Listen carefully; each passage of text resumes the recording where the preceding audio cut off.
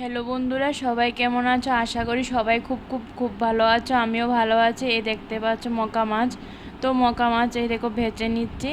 তো মকা মাছের বড়া বানিয়ে দেখাবো, তার জন্য এই দেখো নিয়ে নিলাম শিলনোড়ায় জিরে, তারপর শুকনো লঙ্কা আর সর্ষে। তো একসঙ্গে বেটে নেব।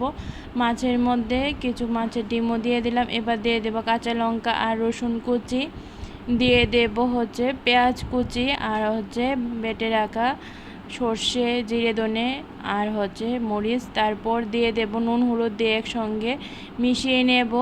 বালতির মধ্যে আগে থেকে ধুয়ে ভিজিয়ে রেখেছিলাম কুমড়ো পাতা। তো কুমড়ো পাতার মধ্যে আজকে বড়াটা করব।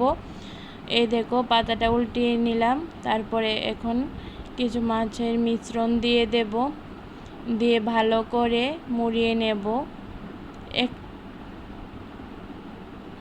দেখো ভালো করে আমি মুড়িয়ে নিচ্ছি। তো পাতার বড়া তো গরম গরম ভাতের সঙ্গে আমার খুবই ভালো লাগে।